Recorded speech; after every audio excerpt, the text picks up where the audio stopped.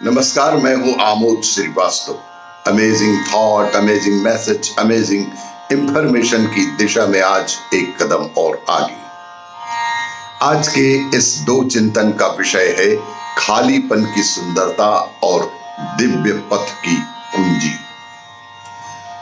आपको ये मेरा वीडियो अच्छा लगे तो लाइक करें, शेयर करें और लाल बटन दबाकर सब्सक्राइब अवश्य करें। साथ ही बेल आइकन दबाना बिल्कुल ना भूलें। आज के इस बैंकिंग के दौर में एसएमएस, ईमेल या सोशल मीडिया प्लेटफॉर्म से प्राप्त किसी भी संदेहजनक लिंक पर क्लिक ना करें। आरबीआई कहता है जानकार बने, सतर्क रहें। आज के इस चिंतन का विषय खालीपन की सुंदरता। जब हम खाली होते हैं तभी जीवन की सुंदरता जान पाते हैं।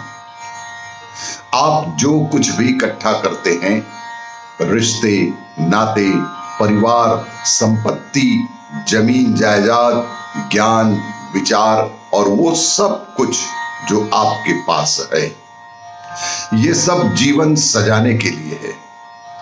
अतिरिक्त सजावटें हैं। लोग इतनी ज्यादा मात्रा में ये सब सजावटें इकट्ठा कर लेते हैं और उनसे बंधकर उनके आधार पर अपनी पहचान बना लेते हैं कि वे उस जीवन का कभी अनुभव नहीं कर पाते जो वे स्वयं हैं। आप जो चीजें इकट्ठी करते हैं वे चीजें जीवन नहीं है। जो भी चीज आप जीवन में एकत्रित करते हैं वो चीजें जीवन नहीं है।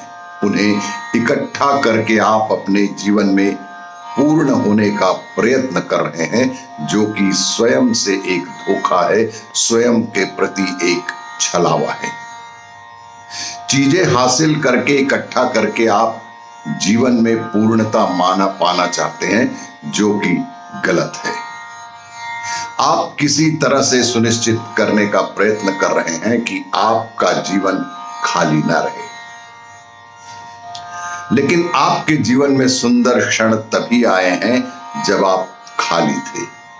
केवल खाली क्षणों में ही आपने जाना है कि प्रेम, आनंद और शांति क्या है। लेकिन तर्क की दृष्टि से, मानसिक रूप से आप ये सोचते हैं कि आप खालीपन बिल्कुल ही नहीं चाहते। अगर आपके पास कुछ योजनाएं, विचार हैं, तो कहीं कहीं कुछ विचार अस्तित्व के साथ तालमेल में आ जाएंगे। लेकिन अगर आप में ऐसा कुछ नहीं है जिसे आप अपना कह सकें, अगर आप बस एक खाली स्थान है, तो सारा का सारा अस्तित्व एकदम सही ढंग से आपका हिस्सा बन जाता है। और यही है खालीपन की सुंदरता।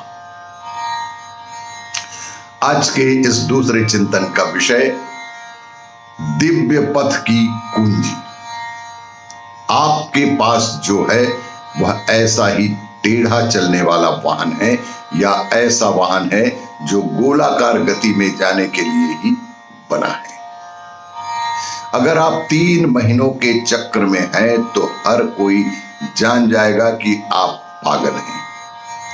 यदि आप 12 साल के चक्र में हो तो शायद लोगों को पता ना चले, पर अगर ईमानदारी से आप अपने आप को देखें तो समझ ही जाएंगे कि आप भी मूर्ख ही हैं। आपको अपने आप को ईमानदारी से देखना चाहिए, आत्म अवलोकन करना चाहिए, आत्मचिंतन करना चाहिए। सामाजिक असर की चिंता बिल्कुल ना करें। कोई क्या कहेगा इसकी आप चिंता बिल्कुल ना करें। आपको किसी और के सामने स्वीकार नहीं करना है, अपने अंदर ही देखना है। अपने अंदर ही देखिए, क्या आप पागल नहीं हैं? मैं चाहता हूं कि आप इसे सच्चाई से, ईमानदारी से देखें।